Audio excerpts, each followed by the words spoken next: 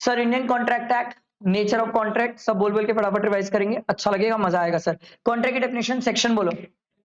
2H क्या बोलती है definition? Agreement enforceable by law. Agreement की सेक्शन सर डेफिनेशन क्या है? Every promise and every set of promise. Sir क्या हम एग्रीमेंट को ऑफर प्लस एक्सेप्टेंस बोल सकते हैं? सर उसके बाद प्रॉमिस, प्रॉमिस का सेक्शन डेफिनेशन बोलो।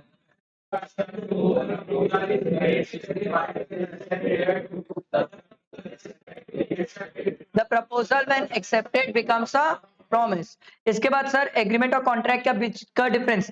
सर एग्रीमेंट मतलब ऑफर प्लस एक्सेप्टेंस, प्यार से, आसानी से। पर सर जब बात कॉन्ट्रैक्ट की होती है तो it's an agreement plus enforceable by law. Sir बात जब एग्रीमेंट के स्कोप की होती है तो सर एग्रीमेंट का स्कोप वाइडर है सर, क्योंकि इसमें सोशल डोमेस्टिक दोनों आ जाएंगे सर एग्रीमेंट में, पर कॉन्ट्रैक्ट में सोशल और डोमेस्टिक नहीं आएगा सर, इसीलिए नैरो है। लीगल ऑब्लिगेशन, सर एग्रीमेंट में लीगल ऑब्लिगेशन हो सकता है और नहीं भी हो सकता है, डिपेंड सर। सोशल डोमेस्टिक है तो नहीं हो पाएगा, नहीं तो कर लो।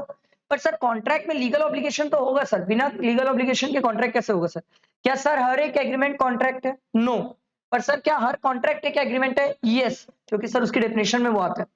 उसके बाद sir essentials of valid contract, सबसे पहला क्या है?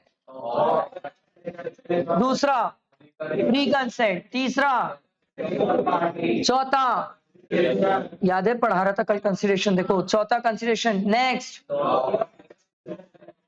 नेक्स्ट सर कुछ थे जो सेक्शन 10 में कवर नहीं होते, पहला। Next next next next Indian contract act पढ़ने का एक सिंपल सा तरीका है सर, हर लॉ के नीचे के जो एग्जांपल है ना उसको पढ़ लो, वहीं से केस लॉ बनते हैं, वहीं से केस लॉ बनते हैं, और नए कोई केस लॉ कोई है ही नहीं, और नहीं तो वो क्वेश्चन बैंक जिंदाबाद, उसी को पढ़ लो, सब बन जाएगा। ठीक है? नहीं सर इसका क्वेश्चन बैंक में इतने ज्यादा क्वेश्चन थोड़ी। Type of contract on the basis of validity, valid contract क्या होता है सर? वॉइड कॉन्ट्रैक्ट क्या होता है? Ceases to be enforceable by law. ठीक है? वॉइडेबल क्या होता है?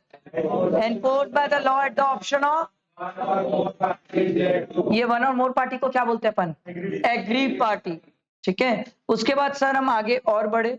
सर हमने बोला वॉइड कॉन्ट्रैक्ट और वॉइडेबल कॉन्ट्रैक्ट के बीच का डिफरेंस। वॉइड कॉन्ट्रैक्ट क्या होता है sir? Ceases to be enforceable. ठीक है? Voidable which is enforceable at the option of agreed party। Sir cause void contract होने के रीजन क्या है सर? चेंज इन लॉ और सर्कमस्टांसेस। वॉइडेबल का कंसेंट पार्टी की फ्री नहीं है सर। परफॉर्मेंस, वॉइड को क्या परफॉर्म करा पाओगे? नहीं। वॉइडेबल को करा सकते हैं, जरूरी नहीं है सर, करा सकते हैं, up to a certain limit आप करवा सकते हो परफॉर्म, बट आप उससे डैमेजेस क्लेम करोगे सर, क्योंकि आपके साथ गलत हो रहा है सर। सर वॉइड कॉन्ट्रैक्ट में क्या आपके पास कोई राइट्स है? नहीं। याद है ना हनी सिंह वाला एग्जांपल, क्या राइट्स था आपके पास? कोई राइट्स नहीं। वॉइडेबल में है ना सर, हम डैमेजेस लेंगे ना सर, केस करेंगे ना उसके पास, एग्रीड पार्टी केस करेगा सर, कैंसिल करेगा कॉन्ट्रैक्ट। इलीगल तो इलीगल ही होते हैं सर। ठीक है? ये फोरबिडन बाय लॉ होते हैं, ये आप कर ही नहीं सकते सर। तो वॉइड एग्रीमेंट और इलीगल में डिफरेंस क्या है सर? वॉइड एग्रीमेंट वो होते हैं जो शुरू से गलत है, और सर केस नहीं होता, और केस भी हुआ तो सर इस केस में आपको जेल नहीं होगी सर। बट इलीगल तो शुरुआत से ही गलत है, पर इसमें सर आप जेल भी जा सकते हो सर, क्योंकि ये फॉरबिडन में लॉ है, लॉ बोलता है ये करना ही नहीं सर। ठीक है? सर कोलैटरल याद है, अच्छे से समझाया था सर। वॉइड एग्रीमेंट का जो कोलैटरल है वो वैलिड हो सकता है, पर सर इलीगल एग्रीमेंट का कोलैटरल, वॉइड एग्रीमेंट का कोलैटरल क्या वैलिड हो सकता है? यस। इलीगल एग्रीमेंट का कोलैटरल इलीगल ही रहेगा, वॉइड ही रहेगा सर। अनएनफोर्सेबल क्या होता है sir? When a contract is good in substance, but because of some technical defects, sir technical defects के कारण ये कॉन्ट्रैक्ट अब एनफोर्स नहीं हो सकता। याद है वो टाइम पीरियड डेट वाला बताया था मैं आपको। अगला है on the basis of formation. Express contract क्या होता है? बोल क्या लिख के। इम्प्लाइड क्या होता है? By conduct, by course of dealing, by action. ये तीनों चीजें सर इम्प्लाइड में आती है सर। टैसिट क्या होता है? सर जहां पर एक पार्टी के कंडक्ट पे डिपेंड करता है दूसरी पार्टी कैसे एक्ट करेगी सर। क्वाजी अभी हम पढ़े नहीं थे क्योंकि क्वाजी अपन बोले थे ना सर लास्ट यूनिट में कवर कर देंगे। ई कॉन्ट्रैक्ट्स सर इलेक्ट्रॉनिक फॉर्म पे कॉन्ट्रैक्ट्स होते हैं sir. On the basis of performance of the contract executed क्या होता है? दोनों पार्टी अपने ऑब्लिगेशन परफॉर्म कर चुकी है। एग्जीक्यूटरी क्या होता है? सर ये यूनिलेटरल और बायलेटरल दोनों हो सकता है सर। या तो एक पार्टी ने परफॉर्म किया या तो दोनों ने नहीं किया। इसके बाद सर प्रपोजल या ऑफर की डेफिनेशन सेक्शन 2A। सर सब बोलेंगे डेफिनेशन क्या है? When one person signifies to another his willingness to do or abstain from doing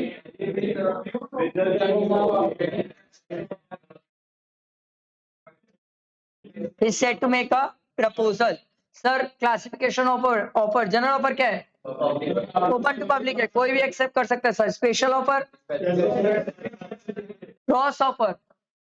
sir दोनों पार्टी एक दूसरे को आइडेंटिकल ऑफर दे रही है बट दोनों को इस चीज का नॉलेज नहीं है। काउंटर ऑफर जी। स्टैंडिंग, कंटिन्यूइंग और ओपन ऑफर पीरियड याद है ना गवर्नमेंट के टेंडर्स, ठीक है। एसेंशियल्स ऑफ वैलिड ऑफर, सबसे पहले क्या होना चाहिए? दूसरा, तीसरा, चौथा of the other party. Next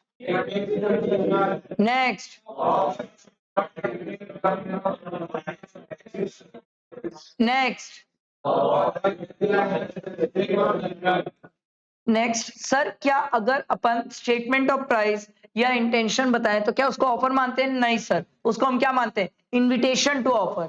याद करो एडवर्टाइजमेंट, प्रोस्पेक्टस, ये सब क्या है? इनविटेशन, ऑप्शन सेल, ये सब इनविटेशन टू ऑफर है, ये ऑफर नहीं है सर।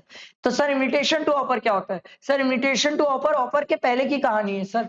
पहले इनविटेशन टू ऑफर होता है, उसके बाद ऑफर होता है, याद है ना। अगला एक्सेप्टेंस सेक्शन बोलो क्या बोलता है definition? When the person to whom the proposal is made signifies his assent thereto, proposal is said to be accepted. Proposal when accepted becomes a promise. ठीक है। उसके बाद sir relationship between offer and acceptance, ये हमने समझा था sir, a train of gunpowder वाला। फिर legal rules regarding valid acceptance, पहला, सेकेंड, नेक्स्ट,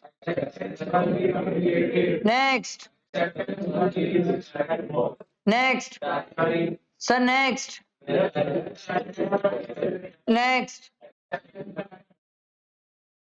सर इसके बाद हमने बोला था sir communication of offer and acceptance. हमने बोला था सर ऑफर कम्युनिकेट या एक्सेप्टेंस कम्युनिकेट तब माना जाता है सर जब सामने वाले के क्या हो जाए? नॉलेज पे आए सर। मैंने अगर ऑफर दिया और अगर आपके नॉलेज पे है तो कम्युनिकेशन ऑफ ऑफर कंप्लीट है सर। अगर आपने एक्सेप्टेंस दिया और मेरे नॉलेज पे है तो कम्युनिकेशन ऑफ एक्सेप्टेंस कंप्लीट है। समझ आई बात? सर बात ये होती थी कि सर एक्सेप्टेंस कैसे दे सकते हैं sir? By words, by writing, oral, कैसे भी दे सकते हो। बाय कुछ ऐसे कंडक्ट कर लो सर या कुछ ओमिट कर लो, उससे भी एक्सेप्टेंस दिया जा सकता है सर। कैसे भी एक्सेप्टेंस दिया जाता है। अब लेटर वाला, चिट्ठी पत्री वाला याद है सर? मैंने आपको चिट्ठी में ऑफर दिया तो सर ये ऑफर चिट्ठी वाला कब माना जाएगा कि आप तक पहुंच गया? सर चिट्ठी आपके पास पहुंचे, आप चिट्ठी खोलो और पढ़ो, तब ये माना जाएगा कि ऑफर आपके नॉलेज में आ गया। फिर मैं अपने ऑफर से बाइंडेड हूं सर, मेरे को वो ऑफर करना पड़ेगा कंप्लीट।